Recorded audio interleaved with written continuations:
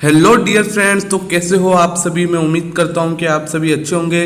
तो आज finally class 11th physics chapter second unit and measurement यानी कि मात्रा के मापन के नोट्स तैयार हो गए हैं। तो मैं आपको इस वीडियो में बताने वाला हूं कि आप किस तरह से इस नोट्स की पीडीएफ को डाउनलोड कर सकते हैं, क्योंकि इस नोट्स की पीडीएफ के पासवर्ड लगा हुआ है।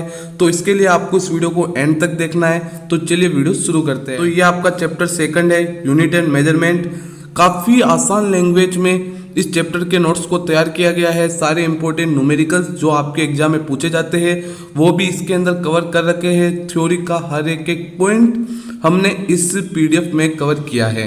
काफ़ी आसान लैंग्वेज में ये नोट्स तैयार किए गए हैं और वास्तव में आप लोगों को मज़ा आ जाएगा। अगर आपने ये सारे नोट्स पढ़ लिए तो आपके एग्जाम में एक भी नंबर इस चैप्टर से नहीं कटने वाला है। तो सबसे पहले हमने आपको मात्रक के बारे में समझाया कि मात्रक की सिंपल परिभाषा क्या होती है, मात्रक कितने प्रकार का होता है। इसके बाद हमने समझा रखा है मात्रक की क्या क्या विशेषताएं होती है। फिर अगर अपन बात करें कि भौतिक राशियाँ यानी कि फिजिकल क्वांटिटी क्या होती है वो बता रखा है। फिर भौतिक राशियाँ कितने प्रकार की होती है वो भी हमने यहाँ पर आपको समझा रखा है। फिर मात्रक की पद्धतियाँ आती है, सिस्टम ऑफ यूनिट्स कि किन किन तरह से अपन माप सकते हैं। तो 3 पद्धतियाँ हैं, MKS, CGS, FPS। और फिर एक आती है अपनी पॉपुलर अंतरराष्ट्रीय मात्रक पद्धति यानी कि इंटरनेशनल सिस्टम ऑफ यूनिट्स, जिसे कि SI सिस्टम कहते हैं। तो इसके अंदर कितने मूल मात्रक है, 7 मूल मात्रक है। फिर पूरक राशि क्या है और पूरक मात्रक क्या है, पूरक राशियों के वो बता रखा है। फिर अंतरराष्ट्रीय मात्रकों की परिभाषा है। अब मेरी बात ध्यान से सुनना, अंतरराष्ट्रीय मात्रकों की परिभाषा याद करने की कोई ज़रूरत नहीं है, क्योंकि साथ है इनकी अगर आप परिभाषा याद करने बैठोगे तो याद होगी भी नहीं और उनको याद करने की कोई ज़रूरत भी नहीं है।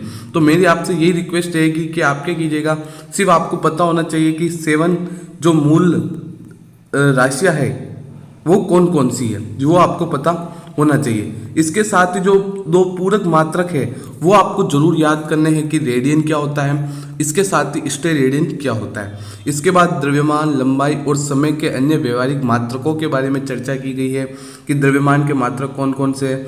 ये चीज़ें भले ही आपको बहुत छोटी लग रही हो, लेकिन मेरी बात मानो तो एक बार इन चीज़ों को जरूर याद करना कि द्रव्यमान के कौन कौन से मात्रक है।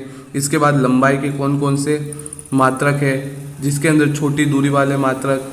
फिर वृहद दूरियों के मात्रक में काफ़ी इंपॉर्टेंट आता है खगोलीय मात्रक यानी कि एस्ट्रोनॉमिकल यूनिट, जिसे कि AU कहते हैं। इसकी वैल्यू कितनी होती है ये जरूर याद रखना।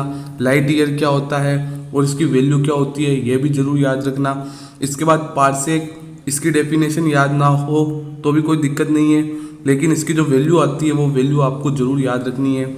इसके साथ ही आपको प्रकाश वर्ष एवं पार्सेक में क्या संबंध होता है वो संबंध आपको पता होना चाहिए। फिर एक पार्सेक और खगोलीय मात्रक में क्या संबंध होता है वो भी आपको पता होना चाहिए। इसके बाद अगर बात आती है समय के मात्रक की, टाइम के क्या क्या यूनिट होती है यानी कि यूनिट्स ऑफ टाइम, वो भी आपको यहाँ पर आराम से समझा रखा है।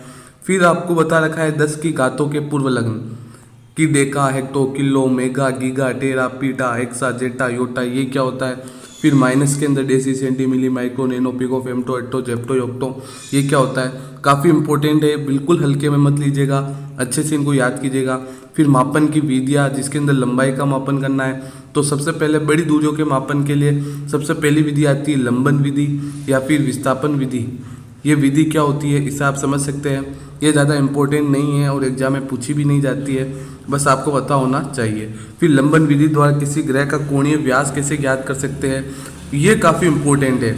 लंबन विधि द्वारा किसी ग्रह का कोणीय व्यास ज्ञात करना, इसके अंदर ये फॉर्मूला याद कर लेना और ये कैसे आया आपको पता होना चाहिए, और इसके अंदर फॉर्मूले में कौन सी चीज़ क्या है ये आपको पता होना चाहिए। इसके बाद प्रतिध्वनि या परावर्तन समझा रखा है। फिर ये कुछ एग्जाम्पल्स दे रखे हैं आपको, ये एग्जाम्पल्स को भी आप जरूर ट्राई कीजिएगा। इसके बाद अति सूक्ष्म दूरियों का मापन, ये भी ज़्यादा इतना इम्पोर्टेंट नहीं है, याद नहीं करोगे तो भी कोई बात नहीं है।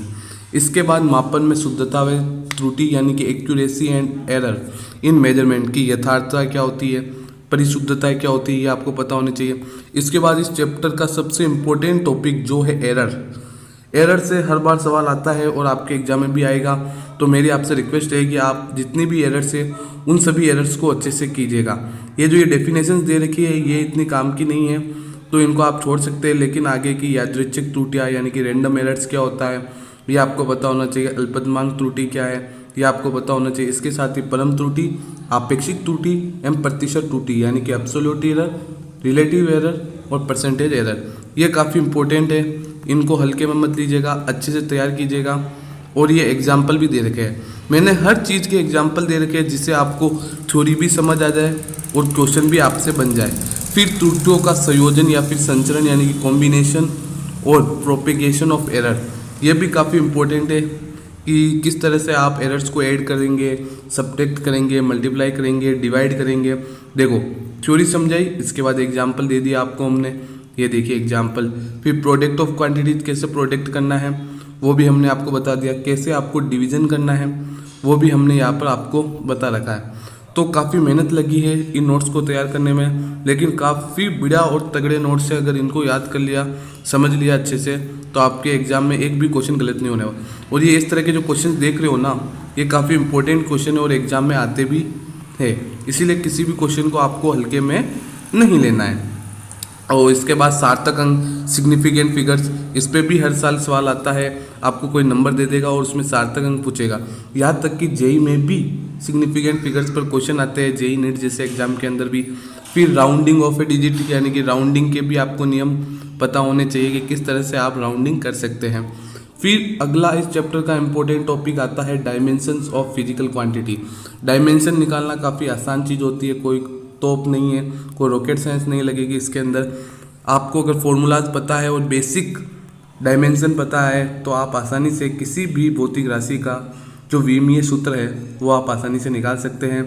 ये देखिए इस तरह से मैंने जो इम्पोर्टेंट भौतिक राशियाँ हैं उनके आपको विमीय सूत्र निकाल के दिखा रखे हैं, कम से कम देख लीजिए आप, 31 है ये। फिर विमीय समीकरणों के उपयोग, ये भी काफ़ी इंपॉर्टेंट है, इसमें एक बड़ा क्वेश्चन आने के चांसेस रहते हैं, तो ये भी आप ज़रूर ट्राई कीजिएगा कि किस तरह से भौतिक राशियों के जो विमीय समीकरण हैं उनके क्या क्या उपयोग रहते हैं। तो ये उपयोग भी आपको आराम से पता करने हैं और इनको भी अच्छे से क्वेश्चन में लगाना है। और ये जो क्वेश्चन देख रहे हो ना, ये वाला क्वेश्चन यहाँ तक कि जेईई मेंस में भी पूछा जा चुका है। तो मैं यही कहूँगा कि काफ़ी इंपॉर्टेंट नोट्स है और काफ़ी अच्छे नोट्स है, अच्छे से इनको तैयार कीजिएगा। जेईई मेंस और नीट तक के क्वेश्चन भी आप इससे सोल्व कर सकते हैं। तो आई होप ये जो नोट्स है आप लोगों को पसंद आए होंगे। और इस नोट्स को डाउनलोड करने के लिए आप हमारे जो टेलीग्राम चैनल है स्टडी पॉइंट चिराग, उसे ज़रूर ज्वाइन कर लीजिए, क्योंकि ये नोट्स आपको वहीं पे मिलेंगे। और इस नोट्स का हम पासवर्ड रखेंगे पावरफुल नोट्स, ठीक है। तो ये नोट्स आपको कैसे लगे प्लीज़ टेलीग्राम पर भी कमेंट में लिख के बताना और इस वीडियो के भी कमेंट में लिख कर बताना। तो चलिए मिलते हैं आपसे अगली वीडियो में, तब तक के लिए बाय बाय।